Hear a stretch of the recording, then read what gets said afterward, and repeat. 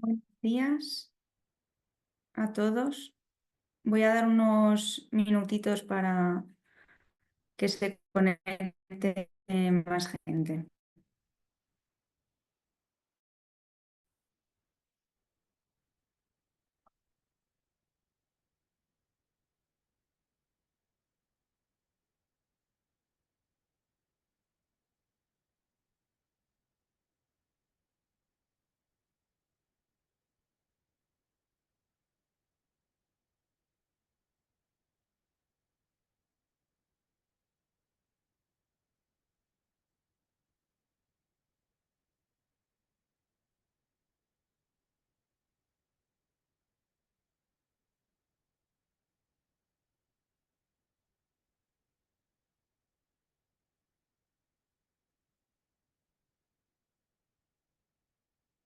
Ya veo que se va sumando más gente.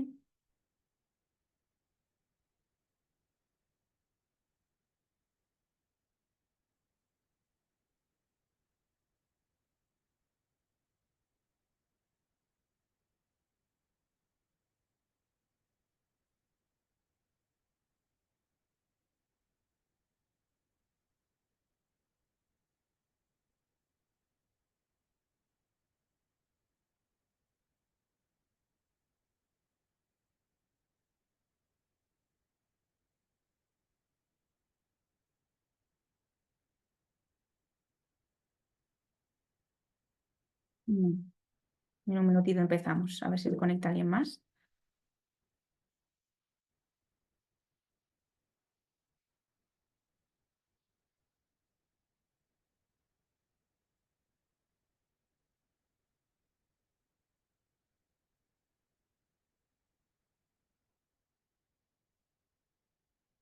Bueno, pues si os parece, vamos a... Buenos días y bienvenidos un día más a la Semana de la Innovación organizada por FEAGAS. Un evento que destaca como un punto de encuentro para todos aquellos que trabajamos con pasión y compromiso en el sector ganadero y agroalimentario de nuestro país.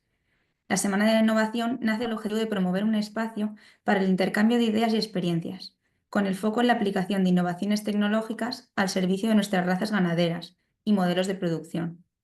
Durante esta semana exploraremos las herramientas, conocimientos y tecnologías que nos permiten afrontar los retos del presente y sentar las bases para un futuro más sostenible y competitivo. Daremos un repaso a los grupos operativos supraautonómicos de los que forma parte la Federación de una manera u otra, para dar a conocer a todo aquel que quiera los proyectos que llevamos a cabo. Hoy miércoles presentamos el grupo operativo Smart Farm Running. Para profundizar más en algunos aspectos clave de este proyecto, tenemos el privilegio de contar con dos ponentes que compartirán con nosotros sus perspectivas prácticas en los temas de resiliencia y sostenibilidad. Ambas presentaciones prometen ser muy enriquecedoras y estoy segura de que aportarán una visión más profunda sobre cómo podemos avanzar en la mejora de la ganadería de precisión y la sostenibilidad. Por mi parte, os daré una visión de los objetivos del proyecto y los resultados esperados. Al final de la presentación, comentaros que nuestros ponentes, después de que nuestros ponentes hablen, dejaremos un tiempo suficiente para preguntas y respuestas. Os animo a que no dudéis en preguntar sobre cualquier aspecto que haya generado interés o alguna duda durante la exposición. Podéis hacerlo a través del chat del Zoom. Y también comentaros que la sesión está siendo grabada y se colgará después en YouTube por si la queréis volver a ver o compartir con quienes creéis que pudieran estar interesados.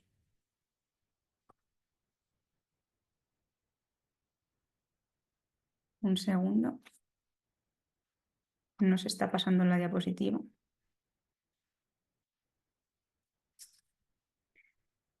Sin más dilación, es un honor darles la bienvenida a esta jornada de ganadería de precisión. Vamos a presentar el grupo operativo Smart Farm Running. Este grupo tiene como título el desarrollo de soluciones innovadoras para la mejora de la ganadería de precisión en las explotaciones de vacas nodrizas de razas autóctonas, empleando la raza avileña negra ibérica como modelo. En este proyecto se busca no solo aumentar la rentabilidad y la eficiencia de las explotaciones ganaderas, sino también incrementar la sostenibilidad y la resiliencia de estas explotaciones, basándonos en principios fundamentales como el bienestar animal, la sostenibilidad ambiental y el uso de nuevas tecnologías de precisión. Este proyecto empezó en mayo del año pasado, 2024. Como miembros del grupo operativo tenemos de beneficiarios a la Real Federación Española de Asociaciones de Ganado del Selecto, a la Asociación de la Raza Avileña Negra Ibérica y la comercializadora de vacuno selecto Avileño Negro Ibérico Sociedad Cooperativa. Además participan los grupos Zootecnia de análisis clínicos veterinarios, el grupo Cajamar, Piramis e I+D Agroalimentaria como consultora. Como subcontratados tenemos INSABET de Investigación y Sanidad Veterinaria, la Universidad Politécnica de Madrid, la Universidad de León y el INIA y el CSIC. El objetivo general de este grupo operativo es, como he dicho antes, incrementar la rentabilidad y eficiencia de las explotaciones de vacas nodrizas de la raza autóctona avileña negra ibérica, mediante el empleo de la ganadería de precisión. Así, más desglosado, este objetivo general tiene unos específicos que podría decir que son desarrollar nuevas estrategias alimentarias, sanitarias y reproductivas en la recría de novillas de la raza avileña negra ibérica, mejorar el grado de bienestar animal y la sostenibilidad medioambiental de la recría de novillas de esta misma raza, desarrollar descriptores de resiliencia en vacuno extensivo e incrementar la rentabilidad económica de las explotaciones de vacas nodrizas. En este proyecto tenemos un total de 7 resultados que esperamos que lleguen a realizarse. Para empezar, el primero de ellos va a ser realizar un diagnóstico inicial mediante la identificación de fincas piloto en las que se realizará un análisis técnico-económico sobre estrategias de nutrición, sanidad, reproducción y manejo en explotaciones de la raza avileña negra ibérica. El segundo resultado consistirá en la implementación de tecnologías como GPS, básculas, para así poder desarrollar protocolos nutricionales, sanitarios y reproductivos y además integrar sistemas digitales para optimizar los datos productivos y la rentabilidad de estas ganaderías. El tercer resultado tiene relación con el bienestar animal. Lo que se pretende es hacer una evaluación de este bienestar en las fincas pilotos seleccionadas mediante el protocolo de las 5 libertades, usando tecnologías de motorización como los collares GPS y básculas, y hacer un análisis con inteligencia artificial. El cuarto resultado, relacionado con la sostenibilidad ambiental, lo que va a realizar es un cálculo de la huella de carbono con análisis del ciclo de vida en diferentes sistemas de producción, para así poder hacer comparaciones de sostenibilidad entre las fincas, tanto comerciales como centros de recría. Como quinto resultado, se van a obtener indicadores de resiliencia mediante la evaluación de datos técnicos, ecológicos y psicológicos para identificar vacas resilientes, integrando estos indicadores en programas de selección genética. Y el sexto resultado es un estudio de rentabilidad. Lo que se pretende es demostrar cómo la ganadería de precisión puede mejorar la eficiencia, la sostenibilidad, la rentabilidad en explotaciones comerciales de vacas nodrizas. Y por último, se realizará un seguimiento y auditoría financiera del proyecto, con informes técnicos y económicos, intermedios y finales. Pues espero que esta información compartida os haya dado una visión general de lo que va a consistir este grupo operativo y espero que las siguientes ponencias sean de vuestro interés y que los temas que abordemos os resulten útiles, ya que este tipo de iniciativas son fundamentales para seguir avanzando en la modernización de nuestras explotaciones y la implementación de prácticas más sostenibles y rentables en el sector ganadero. Aprovecho también para agradeceros vuestra participación y por el tiempo que estáis dedicando por haberos conectado aquí hoy. La innovación y la sostenibilidad son claves para el futuro de nuestra ganadería y es un placer poder contar con todos vosotros en este proyecto. En primer lugar, tengo el placer de contarle con la intervención de Lola Buendía, que es representante de la Fundación Cajamar, una institución reconocida por su compromiso con el desarrollo sostenible y la innovación en el sector agroalimentario. Nos presentará su ponencia titulada Evaluación de la sostenibilidad medioambiental de las novillas en explotaciones extensivas. En ella compartirá su conocimiento y experiencia sobre cómo medir y mejorar la sostenibilidad ambiental en un tipo de producción clave para el futuro de la ganadería extensiva. Su intervención nos ayudará a reflexionar sobre los desafíos medioambientales actuales y a comprender las herramientas necesarias para avanzar hacia sistemas más responsables y sostenibles. Así que, sin más preámbulos, os dejo con Lola, quien sin duda nos ofrecerá una visión enriquecedora y práctica de este tema tan relevante. Pues Lola, cuando quieras. Hola, buenas tardes. Muchas gracias, Teresa, por la invitación y a FEAGAS también por querer contar con nosotros. Voy a dar paso ahora a compartir la presentación.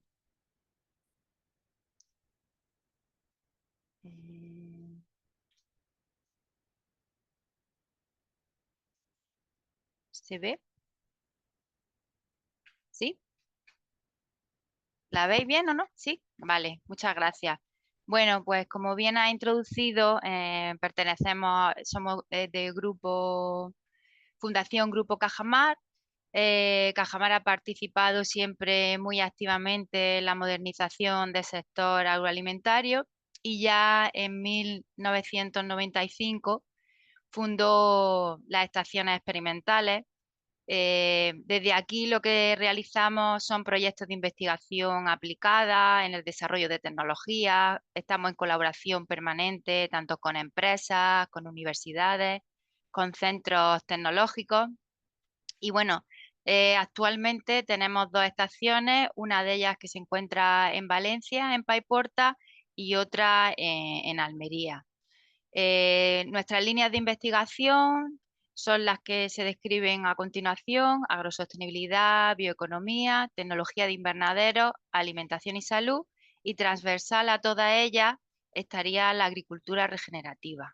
Así como un dato importante con respecto al 2024, pues decir que realizamos 92 proyectos, algunos de los cuales aún siguen vigentes porque bueno, pertenecen a convocatorias europeas, algunos también nacionales y regionales.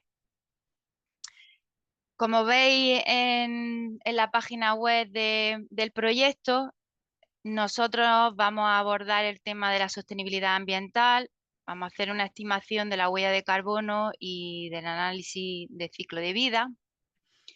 Y bueno, antes de empezar, para ponernos un poco en contexto, en la Conferencia de las Naciones Unidas sobre el Medio Ambiente y Desarrollo, celebrada en 92 en Río, se adoptaron varios principios clave para promover un desarrollo sostenible, y estos principios se enfocan en la preservación de los recursos naturales, la equidad social y la sostenibilidad económica. Pero bueno, al final todas las actividades humanas consumen recursos y generan impactos y claro, eso es lo que ocurre también en el sector agroalimentario. Por dar un poco de datos en cuanto al consumo de recursos naturales para producir alimentos, bueno, pues en Europa la energía consumida representa el 17% del total. Sabemos que se utilizan de manera muy habitual tanto el nitrógeno como el fósforo y el potasio. El agua tan imprescindible para la agricultura en 2017 supuso el 59% del agua total de la Unión Europea y bueno, el suelo orgánico representa aproximadamente el 50% de la superficie total. Los impactos derivados de la producción de alimentos, bueno, pues tenemos impactos a nivel de cambio climático, acidificación de suelo y agua, eutrofización de la agua, biodiversidad y toxicidad, los subproductos orgánicos que tienen que ver con los restos de cosecha, estiércoles y otros residuos que también generan esta actividad, como puede ser los plásticos, los papeles, etcétera. El 15 de diciembre de 2021, la Comisión Europea recomendó el uso del análisis de ciclo de vida como una herramienta fundamental para mejorar la sostenibilidad, reducir el impacto ambiental de los productos y apoyar el diseño de políticas públicas para una economía circular. Y bueno, se estuvieron definiendo en análisis de ciclo de vida. Tenemos la norma, la ISO 14040, que es la internacional, en la que habla del ciclo de vida como una técnica para determinar los aspectos ambientales e impactos potenciales asociados a un producto. Continúa un poco con la metodología, que la vamos a explicar en la siguiente diapositiva. Y también tenemos la definición de la norma española, la UNE, en la que se habla que el ciclo de vida es una recopilación y evaluación de la entrada y salida de materia y energía y de los impactos ambientales potenciales directamente atribuibles a la función del sistema del producto a lo largo del ciclo de vida. al final lo que nos tiene que quedar es la idea de que el análisis de ciclo de vida es una herramienta que permite evaluar los impactos ambientales de un producto o de un servicio desde la extracción de materias primas hasta su disposición final. La metodología de estudio que nosotros vamos a seguir en este proyecto viene determinada por la norma ISO que acabamos de definir anteriormente y se basa en 4 fases principales, ¿no? La primera en la que se definen los objetivos, aquí se exponen los motivos por los que se quiere llevar a cabo el ciclo de vida, también hay que definir el alcance de estudio y además tenemos que tener una unidad funcional y los límites. La segunda fase, que está relacionada con el análisis de inventario, pues aquí se recopilan y se cuantifican los flujos de entrada y salida que atraviesan, los límites del sistema y pues para cada proceso se van viendo las entradas de materia prima, de energía, los productos, los residuos, las emisiones al aire, los vertidos al agua y al suelo también. En definitiva, todos los aspectos que están relacionados con el medio ambiente. En la tercera fase, la de evaluación del impacto de ciclo de vida, aquí el objetivo es clasificar y evaluar la magnitud de los impactos potencialmente generados. Se consideran esos impactos sobre el medio ambiente, pero también sobre la salud humana y sobre los recursos naturales. Y la cuarta fase es la de interpretación de los resultados y aquí pues se analizan esos resultados que se han ido tomando en las fases anteriores para poder interpretar el impacto total, identificar esas áreas clave de mejora y formular recomendaciones. Bueno, el uso de esta metodología pues nos permite sintetizar y objetivizar la obtención de información ambiental relativa a productos y a servicios. Además, podemos asistir de manera neutral a la toma de decisiones durante los procesos de optimización, obtener la evaluación de los impactos y realizar mejoras continuas a partir de la toma de decisiones estratégicas. Bueno, y así ya como a modo de ejemplo, en cuanto al vacuno, la unidad funcional, que al final es una medida cuantificable que se utiliza para definir la función que se está evaluando a lo largo de todo el ciclo de vida de un producto, pues, y que además se establece para poder comparar diferentes opciones, ¿no? En el caso del vacuno sería nuestra unidad funcional medir el impacto de 1 kilo de carne de vacuno lista para su consumo.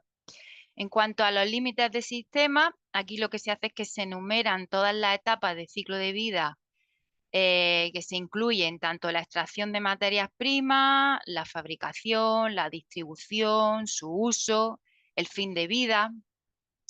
Y bueno, cuando el alcance cubre desde la extracción de materias primas hasta el momento en el que se pone en el mercado, ese producto se denomina de la cuna a la puerta. Esto sería un ejemplo también del vacuno, en donde aparecen los límites del sistema, que aquí se incluyeron todas las entradas significativas de materiales y energía en la etapa de la industria, tanto de la alimentación, de la producción agrícola y de matadero. Y además se tuvo en cuenta el transporte de animales y el transporte de materias primas. En el análisis de inventario, que ya hemos dicho que sería la segunda fase, aquí lo que se recopilan son los datos de actividad relacionados con los insumos y los outputs de cada etapa del ciclo de vida del producto. Se pueden clasificar los datos como primarios y secundarios. Los de carácter primario específicos pues son los obtenidos por medidas directas o a partir de información de campo. Y los datos secundarios están referidos a medidas ajenas al proceso, se suelen obtener a partir de bases de datos públicas o privadas o de estudios realizados por organismos nacionales, asociaciones o publicaciones, informes, artículos científicos, etcétera. En nuestro caso de estudio vamos a utilizar datos primarios de los insumos, alimentación de animales, producciones, ingredientes de las raciones utilizadas en la alimentación, gestión del estiércol, etcétera. Estos datos se pueden obtener mediante factura, analítica o encuestas y en nuestro caso va a ser mediante encuestas que vamos a ir realizando a diferentes ganaderos. Aquí tenéis algún ejemplo de preguntas que se realizan en la encuesta, por ejemplo, en temas relacionados con el estiércol, si lo almacena, en el caso de almacenarlo, si el suelo está impermeabilizado, si cuenta con solera de hormigón, si cubre el estiércol, si la cubierta es fija, si lo suele voltear. Otras preguntas, por ejemplo, relacionadas con los pastos, pues si tiene pastos propios, qué tipo de pasto tiene, dehesa, pastos naturales, cultivados, información sobre pastos cultivados en el caso de tenerlos y así. Esto es un ejemplo en el que se muestra algunas de las preguntas que se van a realizar a lo largo de la encuesta. En la tercera fase, aquí tenemos la evaluación del impacto de ciclo de vida. Se consideran los impactos potenciales al medio ambiente, a la salud humana y los recursos naturales y se evalúan a través de diversas categorías de impacto, como las que podéis ver ahí, las de cambio climático, agotamiento de la capa de ozono, toxicidad humana, partículas, el uso del agua, el uso de la tierra, acidificación, etcétera. Así he querido englobar los que se suelen utilizar más, que sería el del cambio climático, son los efectos de las emisiones de gases de efecto invernadero que tienen sobre el calentamiento global. Aquí entrarían pues, gases como el CO2, el CH4, etcétera. La acidificación, que son los impactos ambientales debido a sustancias acidificantes en el medio. Eutrofización, que es la cantidad de sustancia emitida en una medida común expresada como el oxígeno necesario para la degradación de la biomasa muerta. Luego también tenemos el agotamiento de la capa de ozono y formación de ozono fotoquímico. Aquí se tienen en cuenta pues, la degradación del ozono estratosférico. Contabilizamos el tema de halones, el monóxido de carbono con respecto a la formación de ozono a nivel del suelo, los óxidos de nitroso y por último tenemos en cuenta la escasez de agua, que al final es cuánta agua necesitamos, ¿no? Los más utilizados o que tienen, digamos, ahora mismo más publicaciones serían los relacionados con cambio climático y con escasez de agua. En cuanto a las herramientas que podemos utilizar, bueno, pues dada la complejidad de los cálculos de un análisis de ciclo de vida, lo habitual es apoyarse en diferentes software que nos faciliten precisamente esos cálculos. La mayoría de estos programas ya incluyen datos de base de datos y bueno, algunos ejemplos de los programas que tenéis ahí pues son el SIMAPRO, el Gavi, el OpenLCA, etcétera, ¿no? Cada uno de estos programas tiene sus propias características y sus ventajas, por lo que la elección de utilizar uno y otro pues dependerá de las necesidades específicas del análisis y del nivel de detalle que se requiera. En cuanto al cambio climático, que ya hemos dicho que estamos más acostumbrados a oír hablar sobre él, bueno, nos fijamos sobre todo, se estudia la huella de carbono, que es una herramienta que permite calcular tanto las emisiones como las absorciones de los gases de efecto invernadero, que son consecuencias de una actividad determinada o de la fabricación de un producto. Habría que contabilizar todos los gases de efecto invernadero en cada una de las etapas que hayamos delimitado anteriormente, es decir, en todas, en la parte de la explotación, en la parte de la alimentación, en la parte del matadero, ahí se tienen que ir analizando cada uno de esos gases de efecto invernadero. También se realiza, hay que tener en cuenta los alcances a la hora de hacer una huella de cálculo, ya que son los límites operacionales per se. Hay que tener en cuenta el alcance 1, que son emisiones provenientes de combustiones de fuentes fijas o móviles que se encuentran dentro de la organización. En el alcance 2 tenemos en cuenta las emisiones derivadas de la adquisición y consumo de energía en la organización, pero que no son producidas físicamente dentro de la organización, sino que se encuentra de puerta hacia afuera. Normalmente en el alcance 2 lo que se tiene en cuenta son los consumos eléctricos. Y por último, el alcance 3, que son el resto de emisiones indirectas que se generan en la cadena de valor y no están cubiertas por el alcance 2. Y aquí vemos cómo se van definiendo, dependiendo de la etapa en la que nos encontremos, los diferentes alcances y qué contabilizaríamos dentro de cada uno de ellos.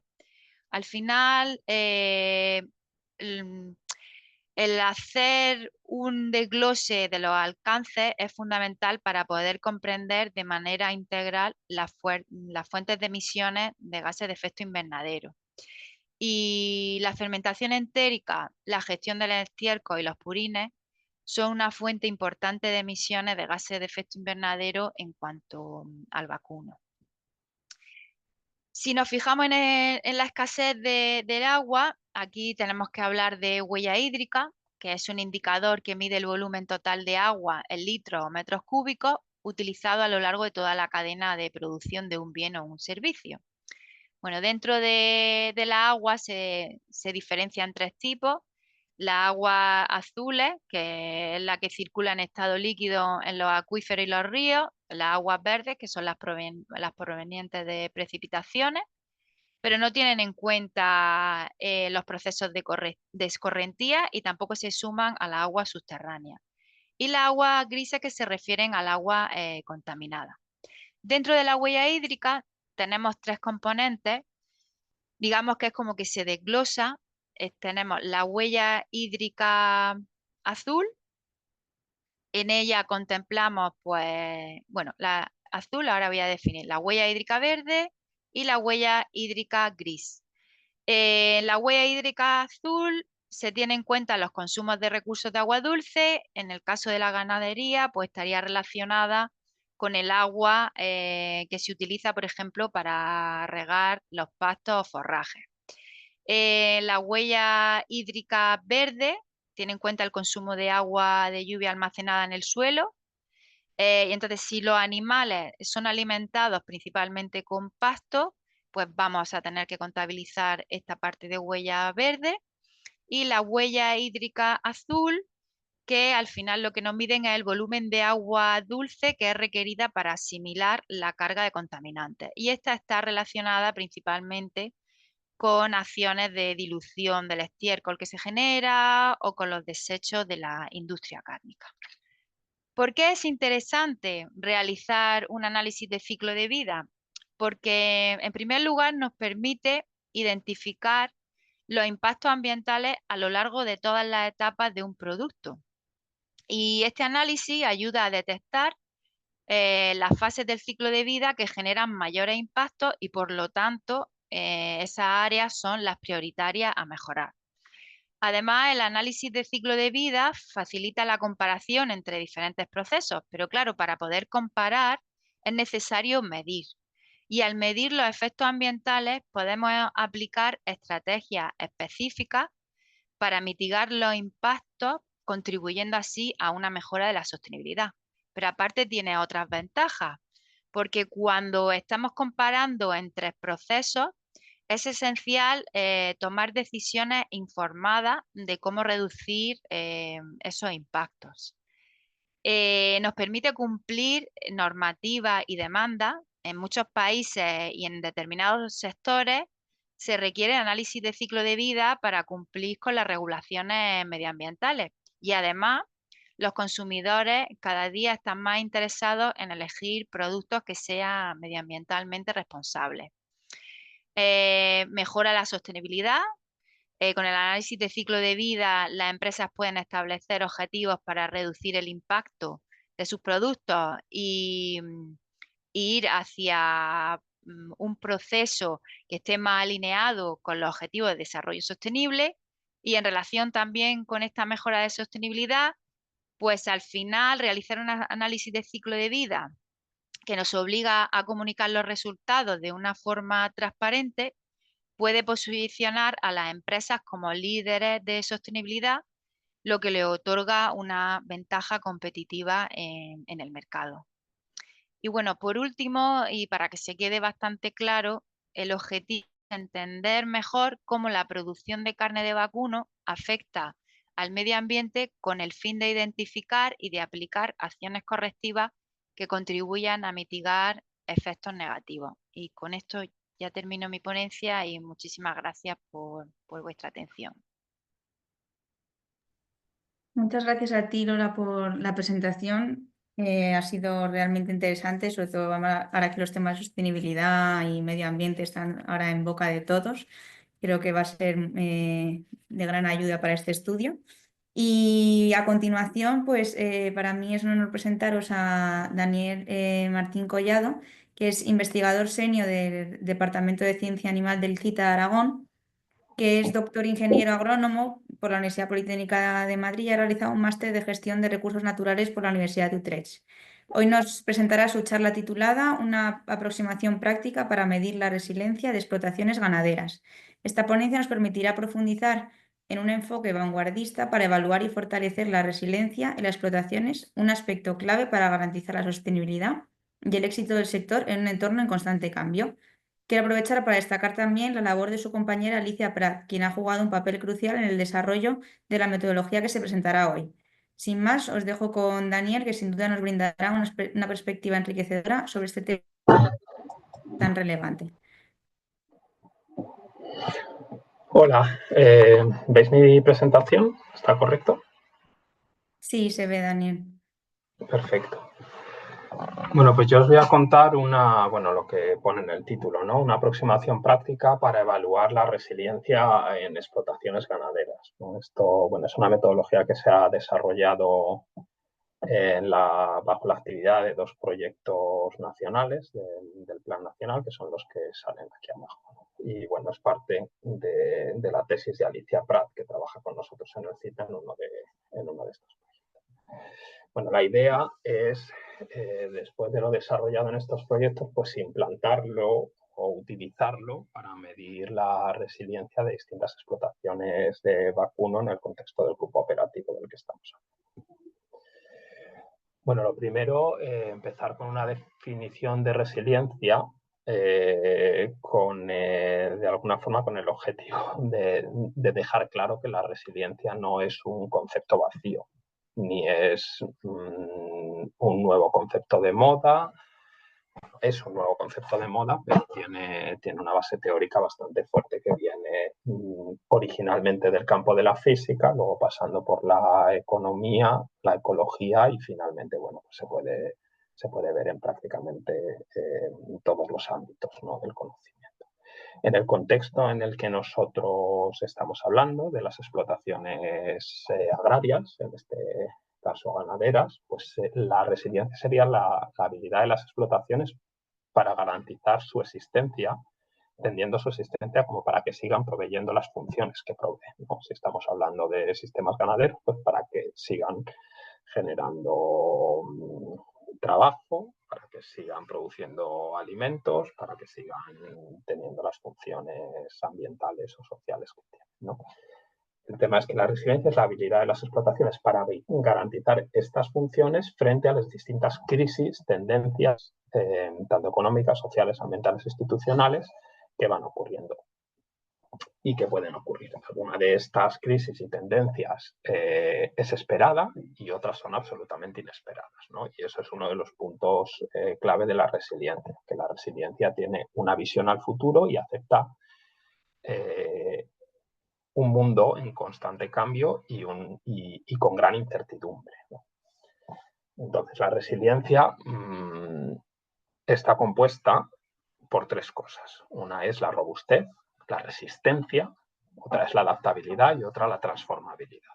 Es decir, que resiliencia no es solo resistencia, que también lo es, no es solo resistir a una crisis, no es solo resistir a un Perdona, cambio. Daniel, que te interrumpa, pero es que no se están pasando las diapositivas. Porque ¿Puedes repetir? no las estoy pasando. Ah, vale, vale, perdón, Estoy perdón, empezando perdón. con una chapa Vale, teórica. gracias, Vale. continúa. Entonces son estas tres palabras que aparecen aquí abajo, ¿no? La resiliencia es robustez, adaptabilidad y transformabilidad. Capacidad de resistir a una crisis, capacidad de adaptarse después de esa crisis a la nueva situación y capacidad de transformarse, que sería de alguna forma cambiar el sistema de una forma bastante relevante, pero para seguir manteniendo esas funciones que tenía, ¿no? Evidentemente, bueno, pues el tema de la resiliencia viene o el tema de esta aplicación práctica viene por el interés creciente en mejorar la resiliencia, ¿no? Todas las políticas hablan de mejorar la resiliencia y, bueno, por los proyectos estos hemos intentado bajar a la tierra qué significa mejorar la resiliencia, ¿no? Evidentemente, la primera parte es evaluar la resiliencia, cuán resiliente es una explotación para saber, bueno, saber si hay que mejorarla o no mejorarla y hasta qué punto se mejora cuando se hacen cualquier acción. Para evaluar la resiliencia hay dos grandes, para medir la resiliencia, evaluarla, hay dos grandes líneas teóricas. Una es evaluar directamente qué pasa durante una crisis, es decir, una crisis que ocurre, la crisis de Ucrania, la crisis del COVID, un cambio de gobierno fuerte, y tú evalúas cuáles son las explotaciones que mejor han resistido o mejor se han adaptado a esa crisis y intentas ver cuáles son las características que lo hacen. ¿Cuál es el problema el problema o las características de esta forma de aproximarlo? Es que tú tienes que esperar a que ocurra una crisis, que no puedes prepararte previamente a esa crisis, ¿no? La otra línea, que es un poco más abierta y no tienes que esperar una crisis, es intentar definir cuáles son las características de las explotaciones que les hacen resilientes. Y esta es la aproximación que hemos seguido. Evidentemente es una aproximación mucho más general, no es específica para crisis concretas, sino que en teoría buscas unas características que hacen que se sea resiliente a cualquier tipo de crisis, ¿vale? Así pues, el objetivo de lo que os voy a presentar, ¿no? De la metodología, que como veréis en el fondo es bastante sencilla, es evaluar los atributos de la resiliencia y calcular una puntuación de resiliencia. Esa puntuación de resiliencia es a nivel de explotación o a nivel de un conjunto de explotaciones o a nivel nacional o lo que quieras, ¿no? Pero la base es una medida de resiliencia a nivel de explotación. ¿Vale? En principio, la resiliencia o la teoría que nosotros manejamos sobre la resiliencia es que la resiliencia parte de una serie de atributos, es decir, las características de las explotaciones que permiten esa resiliencia, que a su vez se agrupan en una serie de principios, unas características generales que determinan si una explotación es robusta, adaptable o transformable y hasta qué punto. Y esa combinación de esas tres cosas genera la resiliencia. ¿Cuáles son esos principios de los que hablamos? Esos principios generales que en teoría hacen una explotación resiliente. Y digo en teoría porque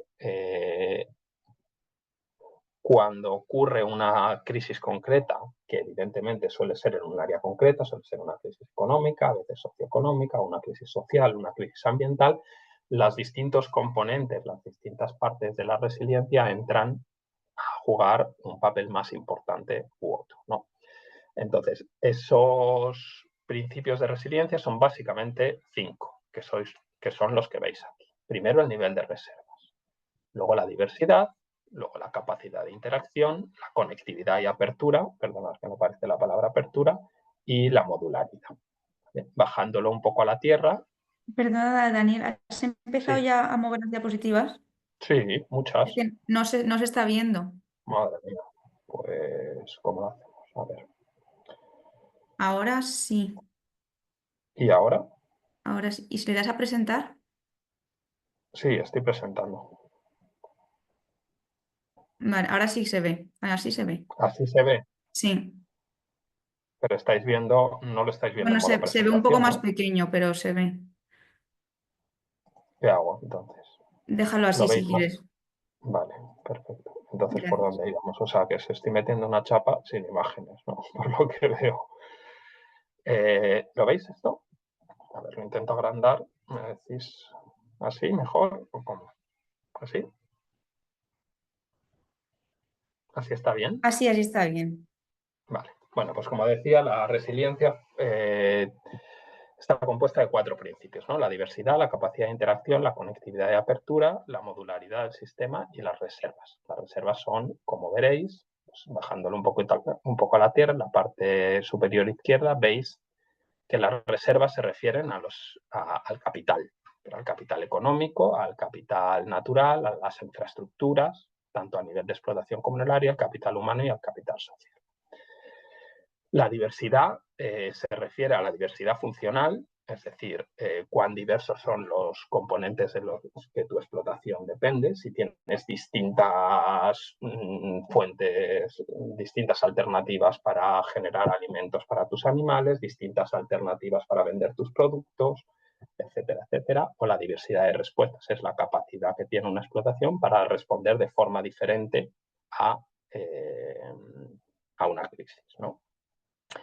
Y luego la capacidad de interacción, que viene siendo la capacidad de interacción con tu medio, no solo a nivel local o a nivel de agentes de los distintos componentes del sector, sino también del medio. Es decir, cuál es la capacidad de tu ganadería de hasta qué punto se relaciona con los recursos naturales o deja de relacionarse con dichos recursos. Por supuesto, como en otras áreas no estratégicas, está la conectividad y apertura, las vías de intercambio de información, las redes de conocimiento e innovación, etcétera. Y por último, la modularidad. La modularidad es un palabra que cuando se baja a la tierra en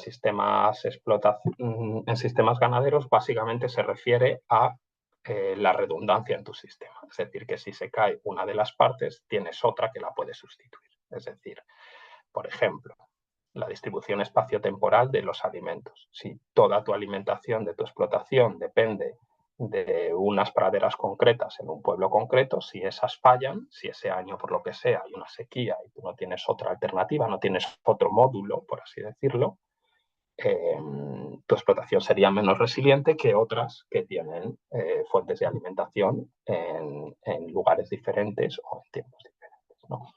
Por otro lado está la autonomía y el aislamiento sanitario. Bueno, en resumen, ¿vale? Esta sería la parte teórica, ¿vale? Lo que hemos hecho nosotros es básicamente identificar estos 21 atributos y luego pensar cómo se pueden medir, es decir, qué indicadores, qué características de las explotaciones nos hacen referencia a esos indicadores, a esos atributos. A partir de esos 21 atributos definimos 85 indicadores y en 3 casos de estudio, que son los que veis en la parte superior derecha, en el ovino de carne aragonés, en el ovino de leche de raza Lach en el País Vasco y Navarra y en el sector caprino en Andalucía, tanto en explotaciones más intensivas como más pastorales, pues se recogieron información en base a encuestas que se hicieron en explotaciones.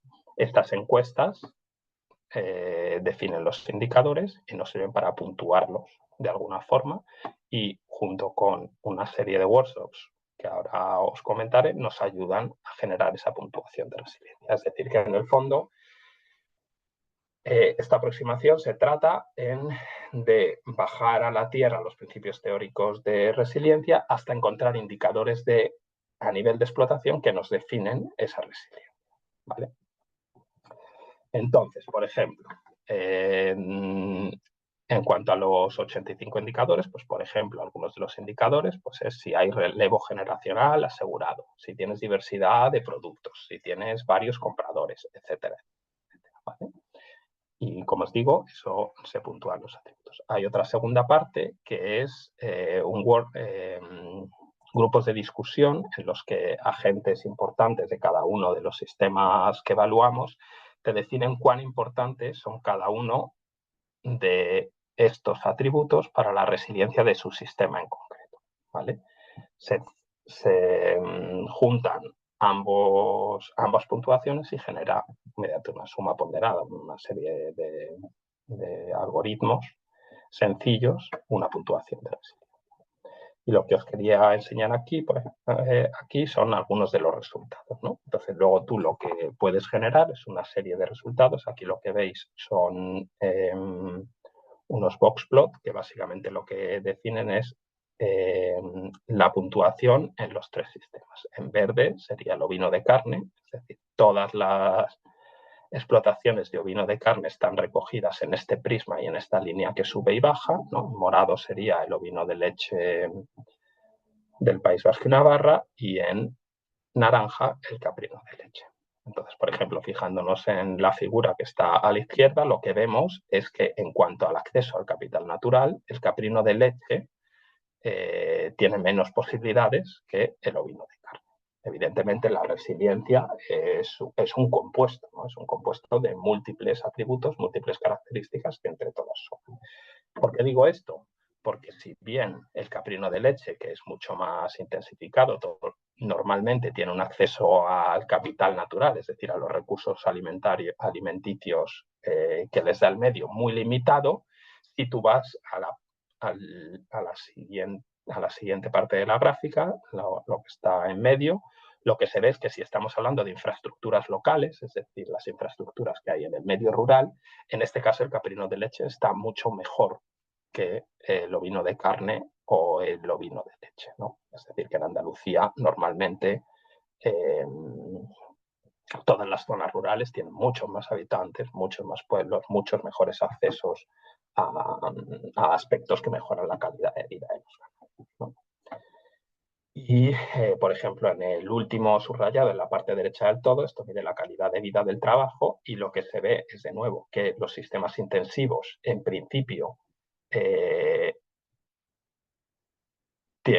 pueden generar una mayor calidad de vida a los ganaderos, entendiendo calidad de vida, y este es el indicador que hay detrás de esto, como número de horas de trabajo, capacidad de descansar los fines de semana o de tener vacaciones a lo largo del año, y en este caso los sistemas intensivos normalmente son menos demandantes en cuanto a trabajo comparados, por ejemplo, con muchos de los sistemas extensivos pastorales del ovino de carne aragonés, que básicamente tienes que estar con los animales todo el día.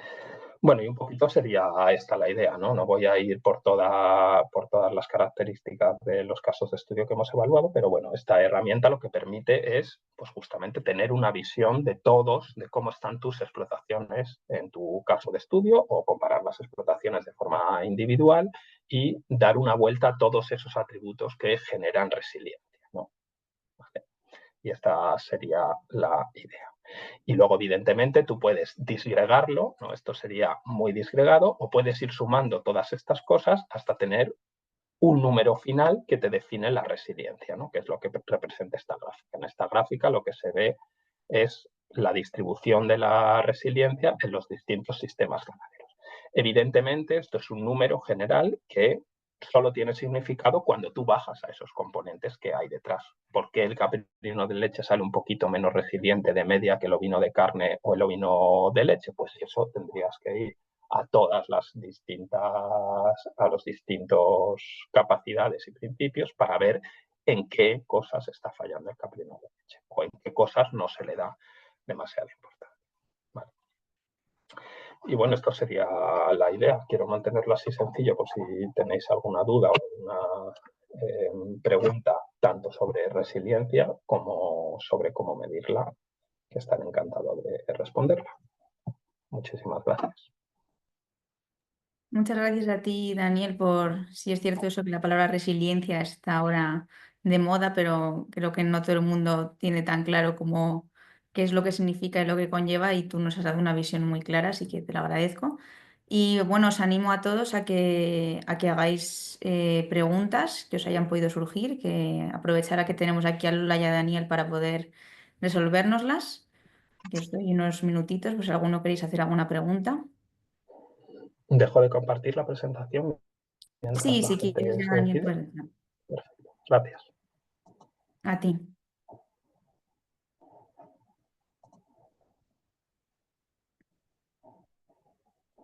Voy a esperar un par de minutos por si alguien quiere hacer alguna pregunta, y si no, pues damos por finalizada la sesión.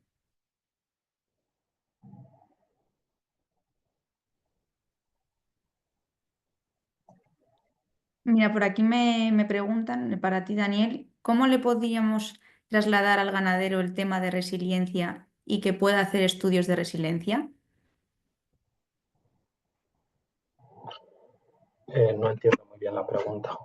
Si no, ¿puede la persona que lo ha hecho explicarla un poquito mejor? O sea, yo puedo contestar algo general, es decir, trasladar al ganadero el tema de resiliencia, bueno, pues hay un componente muy importante que es explicar qué es la resiliencia, o sea, no dejar que se convierta en un concepto vacío, porque no lo es, no es un concepto vacío. Entonces, pues habría que intentar explicar en foros, supongo que menos técnicos que este, donde haya muchos más ganaderos, no sé exactamente de qué hablamos cuando hablamos de resiliencia, ¿no? Y a partir de ahí pues pueden surgir miles de estudios. O sea, la resiliencia es poliédrica, ¿no? O sea, en el fondo la diferencia con marcos anteriores es lo que he comentado al principio. La resiliencia es aceptar la incertidumbre y aceptar que en estos momentos en los que vivimos hay un cambio continuo. No se puede sobrevivir si no cambias, si no te adaptas a todos estos cambios. Eso es básicamente lo más importante del concepto. No sé si he contestado, supongo que no. Mira, está respondiendo, pone exacto cómo hacer que valoren ese tema y no una palabra de moda. Y si cada ganadero puede cuantificar cuán resiliente es su ganadería y de qué forma. Exactamente, claro. O sea, como todos los conceptos complejos, cualquier medida que tú hagas siempre será matizable y será parcial. Es decir, con esta aproximación que he mostrado basada en indicadores, en un número alto de indicadores, tú generas un valor que te define la resiliencia, pero no es total. ¿Vale? Hay muchos otros componentes o muchos otros aspectos, pero existen formas de medirlo y se puede, pero claro, ahí es, tú puedes dar esta herramienta a los ganaderos y darles un informe en el que tú les digas cuán resiliente es su explotación, cada uno de los componentes, cuán buena es la explotación para cada uno de los componentes, que son muchos, que generan esa resiliencia. Y tú puedes comparar y tú puedes darle un pequeño informe en el que le compares a él con sus colegas, no poniendo nombres, por supuesto, ¿no? Pero lo que sería, pues, si te estamos hablando, por ejemplo, de Avileña, ¿no? Que es donde se va a basar el grupo operativo. Tú puedes generar un valor en una explotación que le diga, que le compare la resiliencia para determinado aspecto de esa explotación con sus otros compañeros, ¿no? Que eso es muy útil para la gente, porque en el fondo no tiene mucho sentido comparar cuán resiliente es una explotación de avileña negra ibérica con cuán resiliente es una explotación de caprino intensivo de leche en Granada. O sea, son sistemas totalmente diferentes. Entonces, existen las herramientas, pero y hay una cosa muy importante, como todas estas herramientas, o la mayoría de estas herramientas o aproximaciones, se necesitan datos. Entonces, si los ganaderos, de forma lógica, ¿no? Porque se les piden datos todo el rato, no dan datos o no quieren generar esos indicadores, pues no se puede decir cuán resilientes son. Estupendo, gracias, Daniel. Tenemos otra pregunta que dicen, ¿cómo creemos que puede beneficiarse el ganadero con estas dos propuestas de trabajo en este proyecto? ¿Se puede pensar en un futuro valorando estos dos aspectos con Trump en Estados Unidos? ¿Perdón? Preguntan que primero, ¿cómo creen que puede beneficiarse el ganadero con estas dos propuestas de trabajo? Tanto la de Lola como la de Daniel. Y luego hacen un inciso que si se puede pensar en un futuro valorando estos aspectos con Trump en Estados Unidos. Si queréis contesto yo primero y luego contestas. Sí. Pues básicamente todas estas herramientas lo que te permiten es tener una visión mucho más matizada y mucho más amplia de cómo es tu explotación. Y eso es lo que tú generas, o eso es lo que nosotros podemos generar. A partir de ahí, nosotros entendemos que esta información es relevante y valiosa para que los ganaderos y las asociaciones y los técnicos tomen decisiones.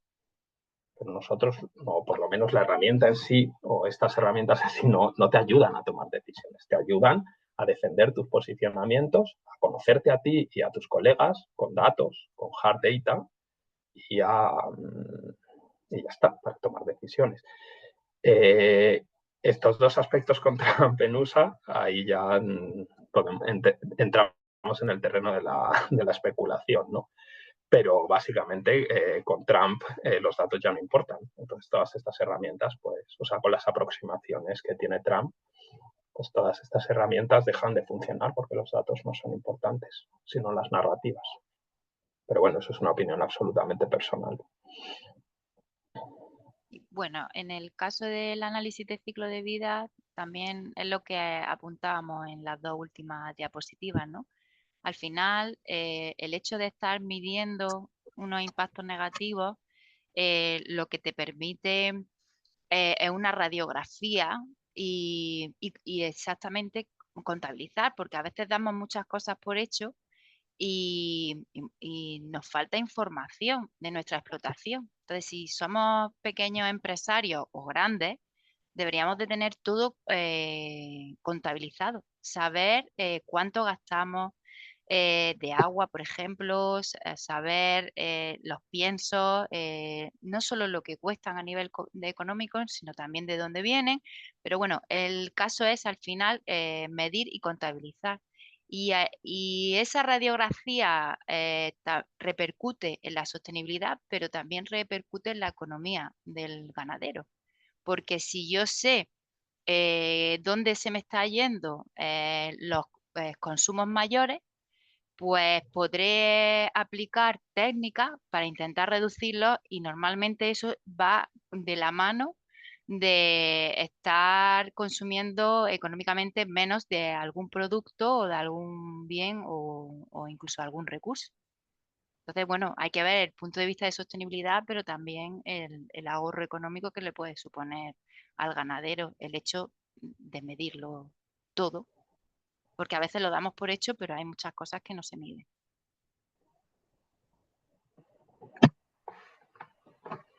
Pues muchas gracias a los dos.